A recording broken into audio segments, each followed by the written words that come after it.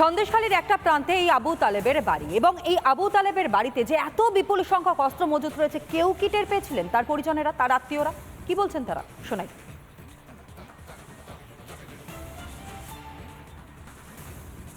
আসতেন না আসতেন না? এটা তোর শ্বশুর বাড়ি?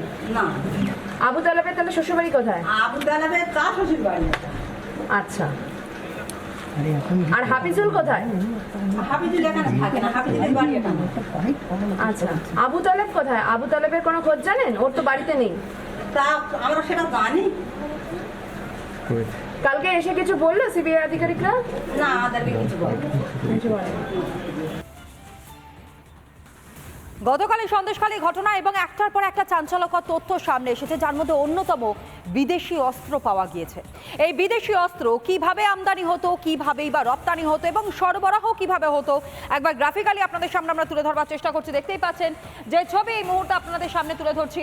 এই সন্দেশখালী এলাকা আপনারা জানেন, উত্তর চব্বিশ পরগনার এই দ্বীপ এলাকা সন্দেশখালী, এবং সেই সন্দেশখালীতেই মূলত নদী পথে অর্থাৎ জলপথেই নাকি সরবরাহ করা হতো এই অস্ত্র, যেমনটা তথ্য এই মুহূর্তে উঠে আসছে। দেখাই আরো রায়মঙ্গল নদী, এবং সেই রায়মঙ্গল নদী হয়েই কিন্তু সীমান্ত দিয়ে সন্দেশখালীতে যুক্ত এই অস্ত্র, এবং এখান থেকেই কার্যত সরবরাহ করা হতো। আরও স্পেসিফিক করি আপনাদেরকে, শুধুমাত্র সন্দেশখালী আগরহাটি এলাকা অর্থাৎ একদিক দিয়ে রায়মঙ্গল নদী সন্দেশখালী হয়ে আগরহাটি এবং বাংলাদেশ, যে যোগটা এই মুহূর্তে পাওয়া যাচ্ছে সেই যোগটাই আপনাদের সামনে আমরা তুলে ধরছি।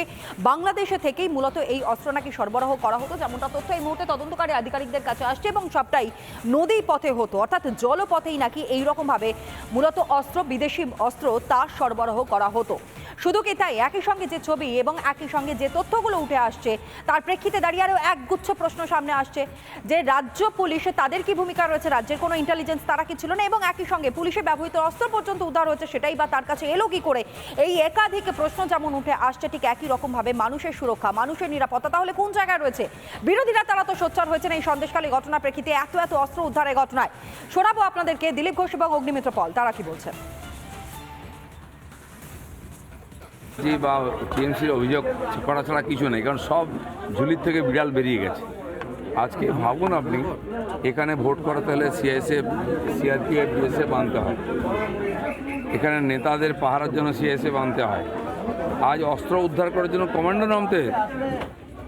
কোথায় পৌঁছেছি আমরা? পশ্চিমবাংলায় পুলিশের কোনো কাজ নেই, সমাজ বিরোধীদের এমন দাপিয়ে বেড়াচ্ছে, পুলিশ আধা মিলিটারি ঢুকতেই পারবে না, সেটা কমান্ডো আনতে হচ্ছে। তাহলে এই নেতাদের বাড়িতে ঢুকতে গেলে কি করতে হবে? আমার মনে হয় আর্মি নামাতে হবে এরকম অবস্থা। পশ্চিমবাংলাকে সন্ত্রাসবাদীদের গড় তৈরি করেছে, যারা লুটেরা, দুর্নীতিগ্রস্ত, তাদের হাব বানিয়ে ফেলেছেন। সারা দেশে সন্ত্রাসবাদীদের শেল্টার বানিয়েছেন। আর কি বানাবেন? তারপরেও ক্ষমতায় থাকার ইচ্ছা পশ্চিমবাংলার মানুষ কত সহ্য করবে? কেন মুখ্যমন্ত্রী শেখ শাহজাহানের পাশে দাঁড়িয়েছেন? কালকে যখন কি বলে এনএসজি এসে আরডিএক্স অত্যাধুনিক আর্মস অ্যামিউনিশন, মুখ্যমন্ত্রী জানতেন না? এত বোম কিসের জন্য মজুত করছিলেন? আর এই কারণের জন্যই কি ইডি সিবিআইকে ঢুকতে দিচ্ছিলেন না? বেরিয়ে আসবে।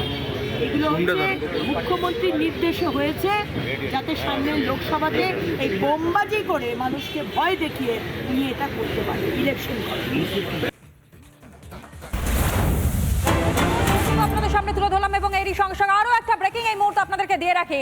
যে সন্দেশখালী ঘটনার কথা আমরা বলছি, সেই সন্দেশখালীতে অস্ত্র এবং বোমা উদ্ধারের ঘটনা, এবং এতেই কার্যত তৃণমূল কংগ্রেসের গোসা। তৃণমূল কংগ্রেস নির্বাচন কমিশনের দ্বারস্থ হয়েছে, অভিযোগ জানানো হয়েছে, যেমনটা খবর এই মুহূর্তে পাওয়া যাচ্ছে।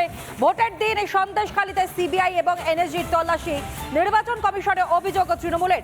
ভোটের মধ্যে তৃণমূলের ভাবমূর্তি নাকি নষ্ট করবার চেষ্টা করা হচ্ছে, আর এই সংক্রান্ত বিষয়কে সামনে রেখেই মূলত চিঠিতে কমিশনকে নালিশ জানিয়েছে শাসক দল তৃণমূল কংগ্রেস। আরও একবার জানাই, অল ইন্ডিয়া তৃণমূল কংগ্রেসের তারা তাদের যে অফিসিয়াল প্যাজ, এবং তাতেই কার্যত এই অভিযোগটা জানিয়েছে। ভোটের দিন গতকাল দ্বিতীয় দফার নির্বাচন ছিল, এবং সেই দ্বিতীয় দফার নির্বাচনেই কার্যত রাজ্যে নাকি নির্বাচন চলাকালীন এনএসজি এবং একই সঙ্গে সিবিআইয়ের আধিকারিকরা তারা তল্লাশি চালিয়েছেন।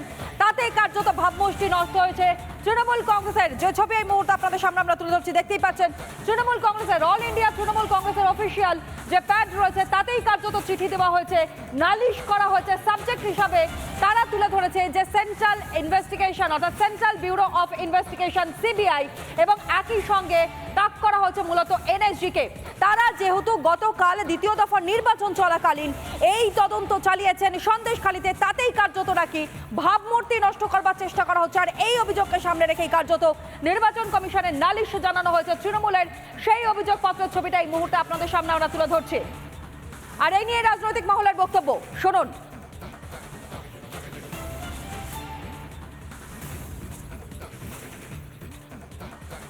লজ্জা করে না যে আজকে বলা হচ্ছে সন্দেশখালী সাজানো ঘটনা। সাজানো ঘটনাই করতে চেয়েছিলেন, আসলে করতে পারেননি, সত্যিটা বেরিয়ে গেছে। বারবার সন্দেশখালীর মা বোনেরা পুলিশের কাছে গেছিল তাদের অত্যাচারের কথা জানাতে, যে শেখ শাহজাহান আর তাদের গুন্ডারা তাদের রাতের পর রাত ধর্ষণ করছে, অত্যাচার করছে, কিন্তু মমতা ব্যানার্জির পুলিশ সেই কমপ্লেন নাই। তাই এটাই বলার যে আজকে দুদিন আগে ফার্স্ট এফআইআর হয়েছে, সিবিআই তদন্ত হচ্ছে এবং এটাই প্রমাণ হয়ে যায় যে সন্দেশখালী শুধু সন্দেশখালীতে নয়, সারা পশ্চিমবঙ্গের সন্দেশখালী। আর আমরা তো দেখতে পাচ্ছি কেন মুখ্যমন্ত্রী শেখ শাহজাহানের পাশে দাঁড়িয়েছেন।